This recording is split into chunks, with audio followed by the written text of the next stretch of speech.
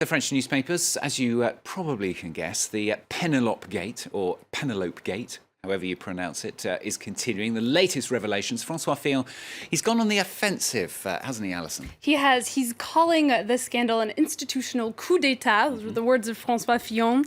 He said he will remain a candidate for the election. You can see him on the front page of the Figaro today.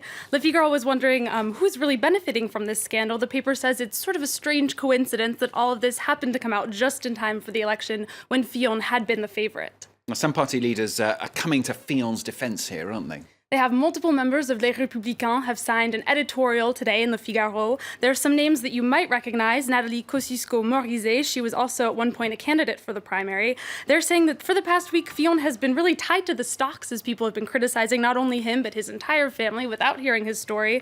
And they say it's not just Fillon's honor that's at stake, it's the future of the country, and that's even more important. So they say that they will not back down in their support of their candidate. Now, meanwhile, we've got some new evidence, haven't we? This has surfaced in the form of a video in which Penelope Fillon admits that she never worked as her husband's assistant. Yes, I was never my husband's assistant. Those are the words of Penelope Fillon in this video. It was published back in 2007 in an interview actually with the British paper, The Telegraph. According to Le Monde, experts from this interview are set to air tonight on French television on a show called Envoyé Spécial. And meanwhile, some papers think that this video could be really devastating to Fillon's defense. They're kind of having a heyday with this because it confirms much of what they've been reporting. And you can see the Huffington Post headline is, well, if she says so, then, even Penelope's saying it, it must be true. She said it, but some documents found by one French paper, they seem to prove the contrary here, didn't they?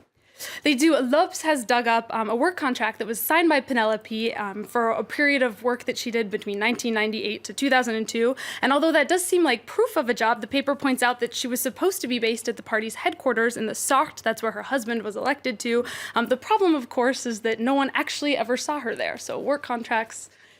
It's horribly confusing, all this, isn't it? Inevitably, of course, putting in the whole party into absolute turmoil here. Right, there is panic on the right. That's the cover today of Le Parisien aujourd'hui en France.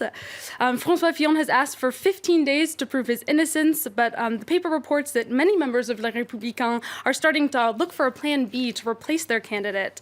And the paper says that Fillon, that he may be crying that there's a conspiracy, but for the paper, they're not convinced. They say, look, the facts are there, And you found quite a nice cartoon, haven't you, in L'Opinion, imagines what life is like for Fillon. That's right. Fillon is running for his life in this drawing in the Opinion. This drawing by Cac is inspired by a scene you might recognize. It's from the Hitchcock film North by Northwest.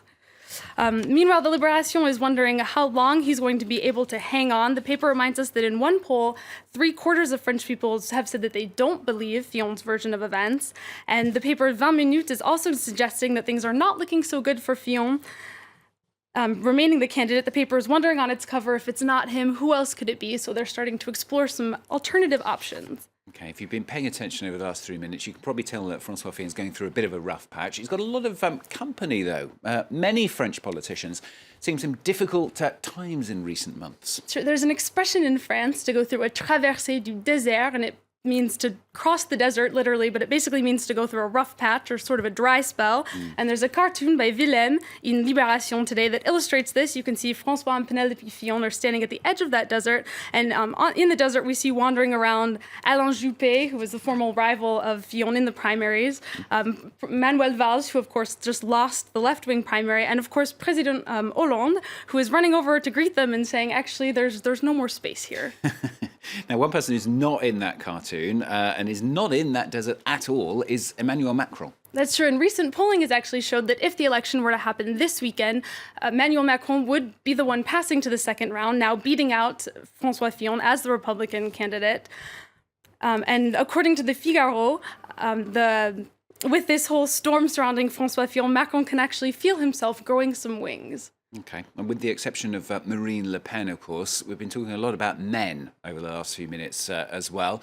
The big question is, where are the women in French? Right, that's what Libération is asking today, and actually there's a report that is to come out on gender equality in politics. And this report reminds us that the reality of power in France is still very largely masculine. France is ranked 62nd out of 191 countries for equal representation of men and women in politics.